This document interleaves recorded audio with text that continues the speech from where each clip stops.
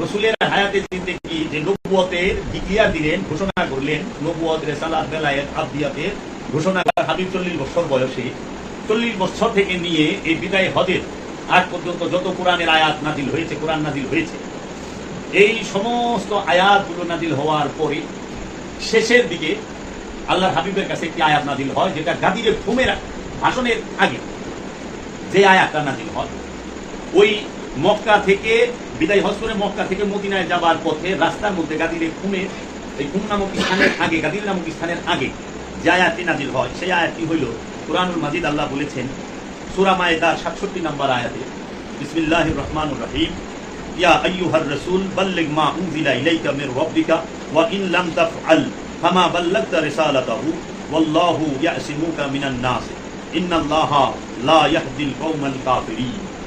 আল্লাহ রাব্বুল আলামিন বলতেছেন, ইয়া আইয়ুহার রাসূল, হে রাসূল, বাল্লিগ মা উনজিলা ইলাইকা মির রাব্বিকা, আপনার রব হইতে আপনার নিকট যাহা নাযিল করা হয়েছে আপনি তাহা প্রচার করুন।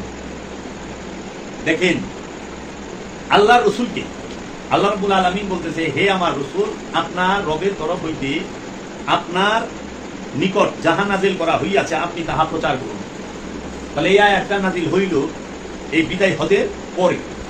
তাহলে আল্লাহর রাসূল এই আয়াতটি যে পাইল, তাহলে বিদায় হজ এর পরে রাসূল সাল্লাল্লাহু আলাইহি ওয়াসাল্লাম 81তম দিন পৃথিবীর বুকে ছিলেন, 3 মাসও ছিলেন না। তাহলে আল্লাহ যে বললো, হে আমার রাসূল, আপনার নিকট যাহা নাযিল করা হয়েছে আপনি তাহা প্রচার করুন। তাহলে প্রচার তো বিগত 3 বছরে শেষ, 22 বছর ধরে আল্লাহ রাসূল প্রচারই করতেছেন। ওই জন্য তো কোরআনে 6236 আয়াত, মতান্তরে 6663 আয়াত, যেটাই বলেন আপনি, সেই আয়াতগুলোর 2টা আয়াত বাকি নাযিল হওয়া, বাদ বাকি সব আয়াত তো নাযিল অলরেডি হয়ে গেছে। কিন্তু আল্লাহ বলতেছে, হে রাসূল, আপনার রব হইতে আপনার নিকট যাহা নাযিল করা হইয়াছে আপনি তাহা প্রচার করুন, এবং যদি আপনি তাহা না করেন তাহা হইলে আপনি আপনার পাঠানো বিষয়ে দায়িত্ব পালন করেন নাই। তাহলে সেটা কি প্রচার করবে আর কি বা নাযিল করছে রাসূলের কাছে আল্লাহ রাব্বুল আলামিন? তখন এই আয়াত নাযিল হওয়ার সাথে সাথে আল্লাহর হাবিব কি করলেন, যে স্থানে গিয়ে পৌঁছলেন, ওই কাফেলা, ওনার যে এই বহর সাহাবায়ে কেরামের যে কাফেলা থামতে বললেন। রাসূলের কাফেলাটা 3টা ভাগে বিভক্ত ছিল। একটা হলো সামনে থাকতো একদল, আরেক দল পিছে, মধ্যখানে আল্লাহর হাবিবের পরিবার নিয়ে থাকতেন। তো মধ্যে সামনে যারা থাকতো তারা দেখতো রাস্তাঘাটে কোনো দূর ঝামেলা, কোনো বাধা বিপত্তি কিছু আছে কিনা। পিছনে যারা থাকতো তাদের দায়িত্ব ছিল যে আল্লাহ রাসূলের এই কাফেলা থেকে কোনো কিছু ছাইরা গেল কিনা, কিংবা এই কোনো কিছু রেখে আসলো কিনা। তখন আল্লাহ মধ্যখানে আল্লাহ রাসূল ওই হুম নামক স্থানে, গাদির নামক স্থানে, গাদির শব্দের ওই স্থানটার নাম ছিল গাদি, হুম মানে জলাশয়। এই গাদির হুমে মানে যে জায়গায় পানি থাকতো আরবের কাফেলা সেই জায়গায় থামতো। কারণ এই কাফেলার খাবার দাবারের পানি, হাত মুখ ধোয়া, পয় পরিষ্কার, গোসল, এই সমস্ত বিষয়গুলো ওই পানি দিয়েই করতো। এই জন্য একটা পুকুর মৃত জলাশয়ের সামনে আল্লাহর হাবিব তিনি কাফেলা স্থগিত করলেন, থামো, সামনে যারা গেছে তাদের রাখো, পিছনে যারা আছে তারা আসলো। সবাইকে একত্রিত করে আল্লাহর হাবিব তিনি 2টা উটের পিঠে একটি স্টেজ তৈরি করতে বললেন। 2টি উটের পিঠে একটি স্টেজ তৈরি করা হইল। ওইখানে আল্লাহর হাবিব একটি ভাষণ দিলেন। রাসূল সাল্লাল্লাহু আলাইহি ওয়াসাল্লাম জীবনে একবার মাত্র হজ পালন করেছিলেন। মক্কা শহরকে চির বিদায় দেবার জ্ঞাপন করিয়া তিনি জন্মস্থান ত্যাগ করিলেন। এই জন্য ইহাকে বিদায় হজ বলা হয়, এবং তাহার দেওয়া এই ভাষণকে বিদায় ভাষণ বলা হয়, যেহেতু ইহা ছিল জন্মভূমির প্রতি শেষ ভাষণ, যে বিদায় হজ। তখন আল্লাহ রাসূল এই গাদিরে ফুমের এই স্থানের মধ্যে গিয়ে আল্লাহ রাসূল তিনি সবার সামনে একটি স্টেজে উঠলেন, উটের পিঠে উঠে মাওলা আলী কারামাল্লাহু ওয়াজহুকে সেই স্টেজের উপরে রাখলেন, উঠাইলেন। আল্লাহর হাবিব এবং মাওলা আলী কারামাল্লাহু ওয়াজহু পাশাপাশি দাঁড়ালেন। দাঁড়ানোর পরে সমস্ত সাহাবা এবং রাসূলের সাথে যত সফর সঙ্গী ছিলেন, যারা ছিলেন, সবার কাছ থেকে আহাদ নিলেন, মানে ওয়াদা নিলেন, প্রতিশ্রুতি নিলেন, শপথ নিলেন যে আমি কি তোমাদের জীবন থেকে প্রিয় নই, আওলা নই? সবাই বললেন নিঃসন্দেহে ইয়া রাসূলুল্লাহ, ক্বালু বালা ইয়া রাসূলুল্লাহ, নিঃসন্দেহে আপনি আমাদের জানের থেকেও প্রিয়, জীবন থেকেও প্রিয়।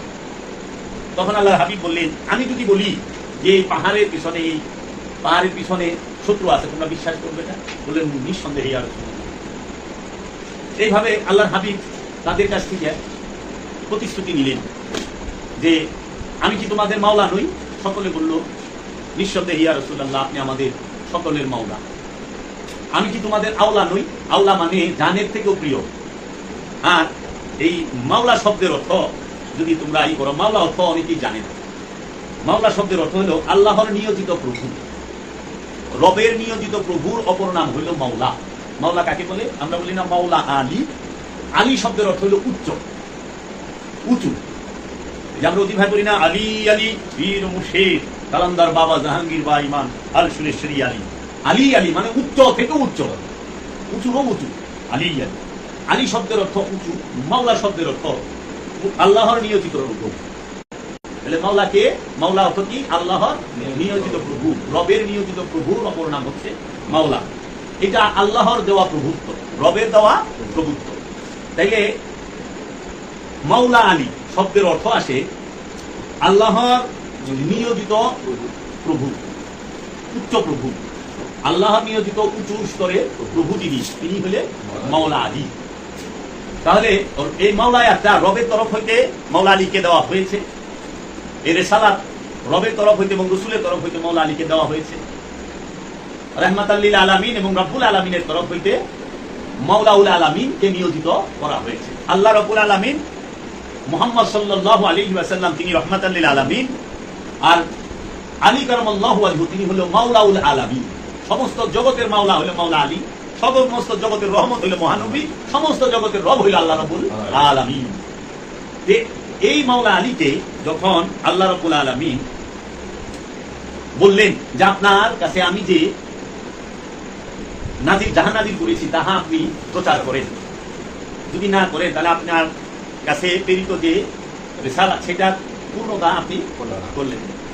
তখন এই সবার কাছ থেকে 1,29,000 সাহাবীর কাছ থেকে যখন ওয়াদা নিল, মান কুনতু মাওলাহু, আল্লাহর হাবিব বলতেছে মান কুনতু মাওলাহু, তখন সবাই বলল, আল্লাহ রাসূল বলল, আমি কি তোমাদের মাওলা প্রভু নই, রবের নিয়োজিত সদা প্রভু নই? সবাই বলল, নিঃসন্দেহে ইয়া রাসূলুল্লাহ। তখন আল্লাহর হাবিব বললেন, মান কুনতু মাওলাহু ফাহাযা আলিয়ুন মাওলা, আমি যার মাওলা এই আলীও তার মাওলা। তখন আল্লাহর হাবিব বললেন যে এই আলী মূল্য আমার কাছে ঠিক ততখানি এই দেহের মধ্যে প্রাণের মূল্য যতখানি। আল্লাহর হাবিব বললেন এই আলীর মূল্য আমার কাছে ঠিক ততখানি এই দেহের মধ্যে মাথার মূল্য যতখানি। আল্লাহর হাবিব বললেন এই আলীর মূল্য ঠিক আমার কাছে ততখানি মুসার কাছে যেরকম হারুনের মূল্য ছিল। মুসার ভাই মুসার কাছে যেরকম হারুন, মুহাম্মদ সাল্লাল্লাহু আলাইহি সাল্লামের কাছে এরকম মাওলা আলী। মাওলা আলী তিনি হচ্ছেন মাওলা মুহাম্মদের, মহাপ্রভু মুহাম্মদ সাল্লাল্লাহু আলাইহি ওয়াসাল্লামের আলমদার মানে পতাকাবাহী। মাওলা আলী কারামাল্লাহু ওয়াজহু তিনি হলেন মহানবীর ওয়াসি, সর্বপ্রথম রিসালাতে নবুয়তের সাক্ষী দানকারী যিনি, তার নাম হচ্ছে মাওলা আলী কারামাল্লাহু ওয়াজহু।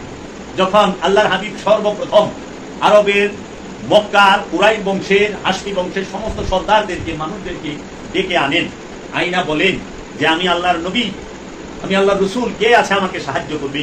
তখন একমাত্র 12 বছরের ছেলে মাওলা আলী কারামাল্লাহু ওয়াজহু তিনি বলেছিলেন, মারহাবা ইয়া রাসূলুল্লাহ, আশহাদু আল্লা ইলাহা ইল্লাল্লাহু মুহাম্মাদুর রাসূলুল্লাহ।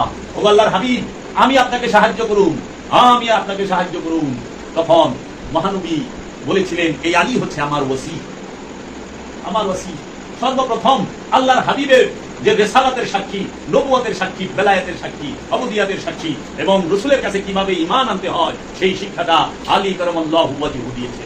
এই সেই মাওলা আলী যিনি আল্লাহর হাবিবের ঘরে, আল্লাহর হাবিবের কাছে লালিত পালিত হয়েছে। আল্লাহর হাবিব 33টি বছর মাওলা আলী কারামাল্লাহু ওয়াজহুকে নিজ সোহবতে রেখে নিজের শিক্ষায়, নিজের জ্ঞানে, নিজের গুণে, নিজের নূরে নূরময় করে দিয়েছেন, নিজের জ্ঞানে জ্ঞানী করছেন, নিজের আলোয় আলোকিত করছেন। আল্লাহর হাবিবের কাছে জগতে অন্য কেউ লালিত পালিত হয় নাই, একমাত্র মাওলা আলী কারামাল্লাহু ওয়াজহু ছাড়া। মা ফাতেমা তিনি তো রাসূলের কন্যা, তিনি রাসূলের আওলাদ। মাওলা আলীকে আল্লাহর হাবিব পালছেন।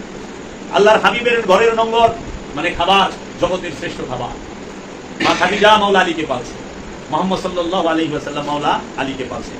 তৈয়বা তাহেরা রাহমাতাল লিল আলামিনের ঘরে বরকত এবং রহমতের খাবার, যে সেবা, যে খানা, সেই খানা হর হামেশা মাওলা আলী কারামাল্লাহু ওয়াজহু খেয়েছেন। আল্লাহর হাবিবের লালা মুবারক মাওলা আলী কারামাল্লাহু ওয়াজহু তার জবান থেকে চুষে খেয়েছেন। আল্লাহ রাসূলের জবান থেকে মাওলা আলী কারামাল্লাহু ওয়াজহু লালা চুষে খাইছেন। মসজিদুল হেরেমের ভিতরে মাওলা আলীর আগমন হয়েছে। আল্লাহর হাবিব রাহমাতাল লিল আলামিন লালা মুবারক চুষে খাইয়েছেন মাওলা আলীকে। মাওলা আলী কারামাল্লাহু ওয়াজহুর চোখ উঠছে, আল্লাহর হাবিব লালা মুবারক নিয়ে চোখে লাগায় দিয়েছে। মাওলা আলী কারামাল্লাহু ওয়াজহু তিনি আঘাত পাইছেন, আল্লাহর হাবিব লালা মুবারক দেহের মধ্যে লাগায় দিয়েছে। আল্লাহর হাবিব তার পতাকা মাওলা আলীকে দান করেছেন, তাই বলা হয় আলমদারে মুস্তাফা। মাওলা আলী মহানবী পতাকাবাহী। মাওলা আলী হাতে আল্লাহর হাবিব রাহমাতাল লিল আলামিনের জুলফিকার দিয়েছেন। মাওলা আলীর হাতে আল্লাহর হাবিব তার কলিজার টুকরা হৃদয়ের ধন সৈয়দাতুন নিসা সৈয়দনা মা ফাতেমাতুজ জাহরা আলাইহিস সালাতু ওয়াস সালামকে তুলে দিয়েছেন। মাওলা আলীকে আল্লাহর হাবিব কাবা ঘরের মূর্তি ভাঙার সময় কাঁধে নিয়েছেন। মাওলা আলী কারামাল্লাহু ওয়াজহুকে আল্লাহর হাবিব হিজরতের সময় বিছানায় শুয়াইছেন। মাওলা আলী কারামাল্লাহু ওয়াজহুকে আল্লাহর হাবিব তিনি কোরআনের হিকমত দান করেছেন। হেরা পর্বতে আল্লাহর হাবিব মাওলা আলীকে সাথে নিয়েছেন, অন্য কাউকে না। মহানবী হেরা পর্বতে মুরাকাবা মুশাহাদায় রত, মাওলা আলী গুহার মুখে পাহারায় রত। আল্লাহর হাবিব মাওলা আলীকে বলেছেন খায়বার জয় করে নিয়ে আসো। খায়বরের সেনাপতি মাওলা আলী, বদরের সেনাপতি মাওলা আলী, উহুদের সেনাপতি মাওলা আলী। আল্লাহর হাবিবকে যখন উহুদের যুদ্ধে কি করে কাফেরেরা ঘেরাও করে ফেলায়, আর রসুলের সাহাবারা যারা নাকি ওই সময় ছিলেন তারা রসুলকে মাঠে ফালায় দিয়ে পলায় যান, তখন আল্লাহর হাবিব বলছিলেন ইয়া আলী আল মাদা, হে আলী আমাকে সাহায্য করো। সঙ্গে সঙ্গে মাওলা আলী কারামাল্লাহু ওয়াজহু এসে সমস্ত কাফেরদেরকে হটিয়ে আল্লাহর হাবিবকে উদ্ধার করে নেন। আল্লাহর হাবিবের দান মুবারক শহীদ হয়। আল্লাহর হাবিবকে আঘাত করে কাফেরেরা, ওইখানেও মাওলা আলী উদ্ধার করে নিয়ে আসে। মাওলা আলী কারামাল্লাহু ওয়াজহু তিনি আল্লাহ রসুলের সাথে ছায়ার মতো সবসময় আল্লাহ রসুলকে অনুসরণ করতেন। আল্লাহ রসুলের খলিফা মাওলা আলী, আল্লাহ রসুলের নিয়োজিত মাওলা আলী কারামাল্লাহু ওয়াজহু। মাওলা আলীকে আল্লাহ রসুল বলেছেন আনা মদিনাতুল ইলমি আলী ও বাবাহা, আমি ইলমের শহর, এই আলী হচ্ছে তার দরজা। আল্লাহর হাবিব বলছেন এই আলী পৃথিবীতে এবং আখিরাতে আমার ভাই। আল্লাহর হাবিব মালিক হাউজে কাউসারে, মাওলা আলী সাকিব এই কাউসার বাটনে ওয়ালা। আল্লাহর হাবিব মাওলা আলীর ভাই, আল্লাহর হাবিব মাওলা আলীর শ্বশুর। আল্লাহর হাবিব মাওলা আলীর কাছে জান্নাতের সর্দারিনীকে সঁপে দিয়েছেন। আল্লাহর হাবিব মাওলা আলীর ঘরে মাওলা হাসান মাওলা হুসাইনকে দিয়েছেন, মাওলা জাইনুল আবেদিনকে দিয়েছেন, এবং 12 ইমাম 14 মাসুম এবং ইমাম মেহেদী আলাইহিস সালাতু ওয়াস সালামকে মাওলা আলীর ঘরে দিয়েছেন। মাওলা আলীর ঘরে গৌসে পাক আব্দুল কাদের জিলানী আলাইহিস সালাতু ওয়াস সালামকে দিয়েছেন, সুলতানুল হিন্দ খাজা বাবাকে দিয়েছেন। কার ঘরে? মাওলা আলীর ঘরে। এই সেই মাওলা আলী, যেই মাওলা আলী সম্পর্কে আল্লাহর হাবিব বলছেন এই আলী সত্য, আলীর সাথে, আলী সত্যের সাথে। আলী যেই দিকে মোড় নেবে সত্য সেই দিকেই মোড় নেবে। আলী পিছে পিছে সত্য চলে, সত্য আলীকে অনুসরণ করে। মুনাফিক চেনার সবচেয়ে বড় মাধ্যম হচ্ছে এই মাওলা আলী। মাওলা আলীর কথা শুনলে যার মুখ কালা হয়, যার শরীরে আগুন ধরে, যে অপবাদ দেয় সেই মুনাফিক। আর মাওলা আলীর নাম শুনলে যার চেহারা উজ্জ্বল হয়, যার মুখে হাসি ফুটে উঠে, যিনি খুশি হন তিনি মুমিন এবং মুত্তাকি, তিনি সাবিরিন। এর জন্য বেলায়েত আল্লাহর হাবিব মাওলা আলীকে দান করেন, রিসালাত আল্লাহর হাবিব মাওলা আলীকে দান করেন, আবদিয়াত মাওলা আলীকে দান করেন। এই জগতে যত ওলি আল্লাহ আসছে সব মাওলা আলীর ঘরে থেকে। এই গাদিরে খুমের মধ্যে আল্লাহর হাবিব কি করলেন? সমস্ত সাহাবার সামনে 1,29,000 সাহাবার সামনে মহানবী মাওলা আলীকে 2 হাত ধরে উঁচা করে ধরলেন, ধইরা বললেন মান কুনতু মাওলাহু ফা হাযা আলিয়্যুন মাওলাহু, আমি যার মাওলা এই আলীও তার মাওলা। তখন আল্লাহ রাব্বুল আলামিন এর দরবারে আল্লাহর হাবিব ফরিয়াদ রাখলেন আল্লাহুম্মা ওয়ালিমান ওয়ালাহু আদামান আদাহু মানসুরু মান নাসারা ওয়াখযুলু মান খাযালা ফালিয়াসহাদিল হাযিরুল খায়রা। আল্লাহ হাবিব বললেন আমি যাহার মাওলা এই আলীও তাহার মাওলা। হে আল্লাহ, তুমি তাহাকে বন্ধুরূপে গ্রহণ করো যে আলীকে বন্ধুরূপে গ্রহণ করে, তাহাকে শত্রুরূপে গ্রহণ করো যে তাহা আলীর সঙ্গে শত্রুতা করে, এবং সাহায্য করো তাহাকে যে সাহায্য করে আলীকে, এবং লাঞ্ছনা দাও তাকে যে লাঞ্ছনা দেয় আলীকে। আল্লাহর হাবিব তখন বললেন এই 1,29,000 সাহাবায়ে কিরামকে যে মাওলা আলীর হাতে হাত রেখে বায়াত গ্রহণ করার জন্য। আল্লাহর হাবিব গাদিরে ঘুমে এই উটের পালকিতে দাঁড়ানো এই স্টেজে আল্লাহর হাবিব পাশে দাঁড়িয়ে মাওলা আলী কারামাল্লাহু ওয়াজহুকে মাওলায়াত এবং বেলায়েত এবং রিসালাত দিয়ে ঘোষণা করে সমস্ত সাহাবাকে বললেন তোমরা আলীর হাতে বায়াত গ্রহণ করো। সবাই মাওলা আলীর কাছে রাসূলের সামনে সেই বায়াত গ্রহণ করলেন।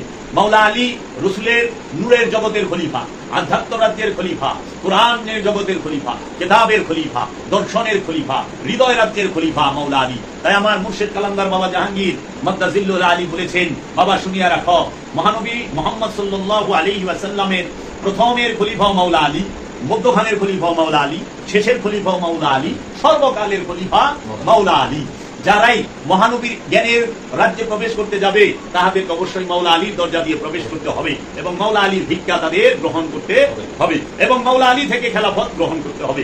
এর জন্য মাওলা আলী কারামাল্লাহু ওয়াজহু থেকে খেলাফত প্রাপ্ত মাওলা হাসান আলাইহিস সালাতু ওয়াস সালাম, মাওলা হুসাইন আলাইহিস সালাতু ওয়াস সালাম, মাওলা বাবা হাসান বসরি, বাবা ওয়াইস আল কারনি, এইভাবে মাওলা হুসাইন থেকে আসলো ইমাম জাইনুল আবেদিন আলাইহিস সালাতু ওয়াস সালাম খেলাফত পেয়ে। ইমাম জাইনুল আবেদিন আলাইহিস সালাম থেকে খেলাফত পেয়ে আসলেন ইমাম আলী আকবর, ইমাম আলী আসগর, ইমাম কাসিম এবং ইমাম বাকির আলাইহিস সালাতু ওয়াস সালাম। ইমাম বাকির হচ্ছে ইমাম জাইনুল আবেদিন আলাইহিস সালামের ছেলে। ইমাম জাইনুল আবেদিনের যে ছেলে ইমাম বাকির, বাকির থেকে ইমাম আলী রেজা, তারপরে ইমাম মুসা কাজেম খেলাফত পেলেন। ইমাম মুসা কাজেম থেকে খলিফা খেলাফত নিযুক্ত হইলেন ইমাম আলী রেজা। ইমাম আলী রেজা থেকে ইমাম আলী তাকি, ইমাম আলী নাকি, ইমাম হাসান আশকারী এবং ইমাম মেহেদী।